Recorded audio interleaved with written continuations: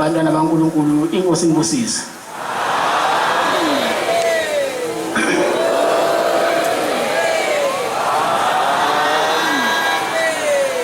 Ongapheli kuyahlola sesondela emaphethilweni lesi sikhumbuzo sokuzalwa koNAZARETHA.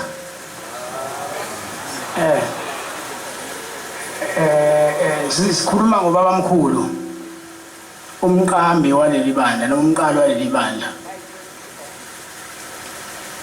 Icala lababa omkhulu labalinye kuthina abantu abamnyama. Kuthi naye wasuka abamnyama njenganathi. Ukube waba umlungu ngabe lonke izwe lamaNAZARETHA. Ngoba thina sikholelwa entweni emnyama sike sibone ngathi umlungu ongcono kunathi. Kodwa kabelungu bayibona lento. Yasidida thina. Ngisho ulwandle lalimazi babamkhulu. Emfula emkhulu emzimkhulu lo umazi kahle. Bilo wane imazi kahle. Ithina nje sasiqinelwa amakhanda. Wayidlula phakathi kwamabhubesi mabesho. Ajabule ebona uNkulunkulu anyakaza imsila. Kodwa thina sasimshaya ingozi babamkhulu ngoba phela thina asifuni into uyabona nje abantu kwamabhisho. Mangase ugibela itaxi kukhona labo sisabahle banganqapha. Ngoba thina abantu angazi ukuthi salahle kanjani ngoba eyokwethu asifuni. Okuyikhona kuyiqiniso sifuna lokhu kwezizwe.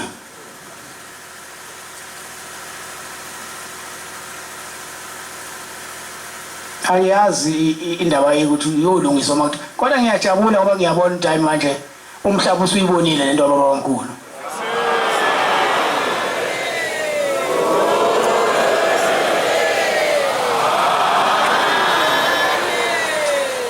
Nakhona labakhona abamshaya baba omkhulu kulezi ndawo zala.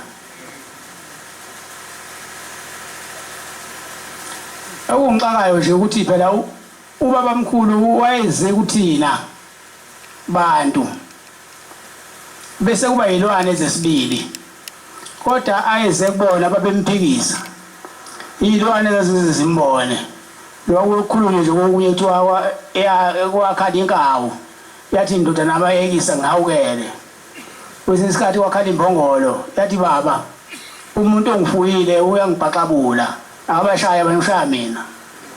Iyilwane zayibona uNkulunkulu thina angazi sasivaliwe yini. Sifuna uNkulunkulu azabe emhlophe ngebala abenelwe ezinde. Kumbe ukudlala belungu ngoba phela belungu badlala ngathi basilethela uJesu namhlanje iyo lento yadida abantu. Babe safuna noShembe uShembe waba umlungu wabe alikhe lisonto lemhlabeni. Ngabe umNAZARETHA ukubusayo.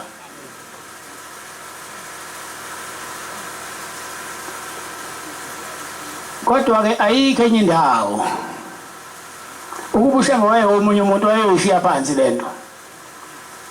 Kodwa ngoba wayengena umuntu wawushaya la uthanda khona aqhubeka yenze lento. Ngoba wayeUNkulunkulu enoNkulunkulu.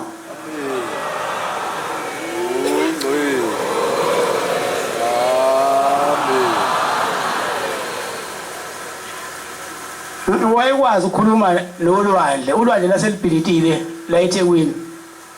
Kodwa walandwa yena, wayengekho omunye. Babe khona befundisi. Inhlobo ngeinhlobo kodwa wayengekho ufana naye. Angazi ukuthi bayibona ngani lento. Hayi ukuthi bayibona ngani, abelungu bayayazi into. Bese beyayimboza. Base belanda yena uShembe ngoba wasekonakele. Wasekhuluma nje namanzi. Ewaphusha ngobhola lakhe ethi iphindelani la sanibeka khona sinobaba sizange siduzani la. Hlehlanje nizowahlehlisa uzolibeka la kufanele ume khona. Nangesikhathi eyogcoba umkhokheli phesheya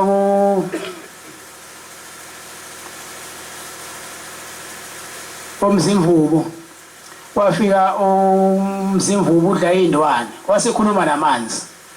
Amanzi ayimlalela ayihlukana amanzi wayidlula iqonde khona mase edlulile khona wathi ngiyabonga ngoba ningilalelile seningaqhubeka nomsebenzi wena ayibuya amanzi ehlangana wayiqhubeka nohambo lakhe. Ubaba omkhulu noma esekwenzele into enhle Wawuthi ungaboni ngoba thina asikuthanda okwethu. Kuthiwa kwesinye isikhathi ubaba mkhulu wayehamba eshumayela. Wasefikela ukomela amanzi, wasengena komunye umuzi. Wasecela amanzi kulo muzi. Base bimnika amanzi wasephuza. Umama wakhona umama wakhona nale ntombazane eyayigula. Base ebika ke umama wakho ukuthi baba umuntu kaNkuluNkulu nalapha ekhaya siyagulela, sicela manje uthandazele naye ingane la ekhaya isihlezile le ubhaqa isinesikhathi ilele. Wasuba bamkhulu ke eyayithandazela lengane. Wayithandazela baba mkhulu wayithandazela lengane.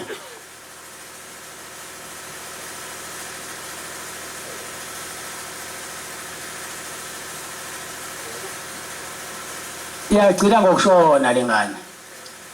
Ngesikhathi ubaba mkhulu eseyithandazela lengane wasehamba. Mayihamba ubaba mkhulu esesendleleni lengane yabe ishona ngemuva. Waqhubeka nohambo lakhe.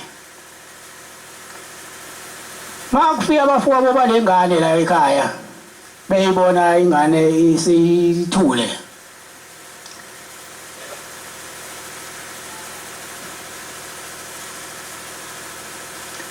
Sebethi awuwema kwenze njani? Usiyabachazela uma wabo ukuthi hayi ngicabanga ukuthi ibulawe lo muntu odlule la wayithandazela. Asebebuza laba ukuthi ushone ngapi lo muntu. Base bachazela umama ukuthi hayi uphuma washona ngapha, base bemjaha ngamahasha. Baye bamfica babuya naye. Bamjaha nje sebehlomile babuya naye. Bathi mangabe lengane le oyibulele ayivuki nawe uzofa. Wabuya ubaba mkhulu waqala ke wayithandazela ingane le.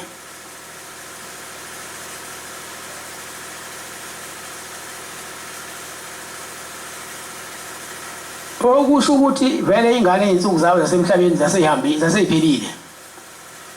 Awukwazi ukuthandazela ubaba mkhulu uthi uphinde ufe insuku ongesenazo. Yasiyafaka ingane wayithandazela ubaba mkhulu esebuyisibili. Nawe amadoda la nekhala athi mangabe lengane ayivuki nawe uyafa.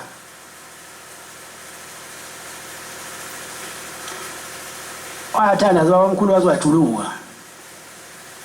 Ecela uNkulunkulu ukuthi amsize nayi inkinga manje. Kwezwakala ngengane ithimula kanti siyavuka ingane. Amen.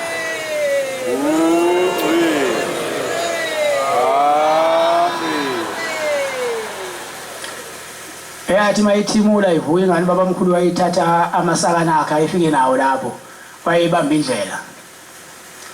Awabuyi kahle umqondo wengane baba mkhulu seyahamba.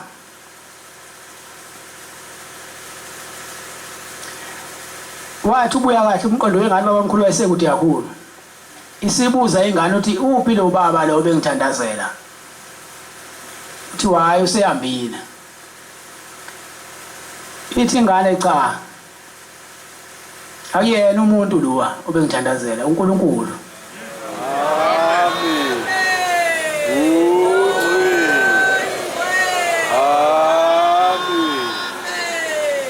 Mina umthetho wami beseyiphelile insuku zami zokuphila la emhlabeni. Njengoba engithandazele ngashona. Nasenimlanda nina.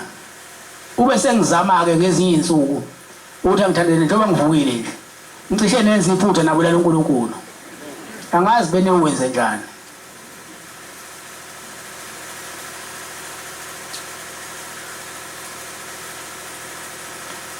Ubaba mkhulu wahlupheka kakhulu. Ezosindisa abantu bengafuni ukusinda.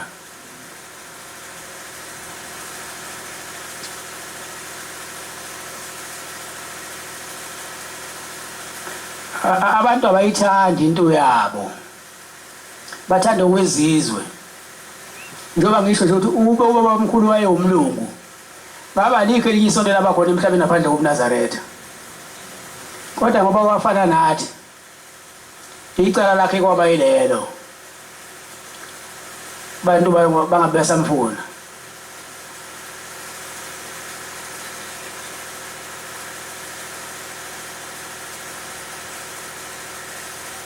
kwenye indawo futhi ubaba omkhulu wadlula ngakhona intombazane nakhona eyubhaqa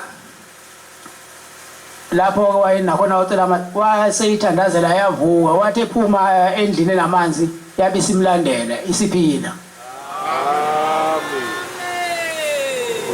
basebebona abantu ukuthi nangu uNkulunkulu amen inkosi ibusisele kuzwile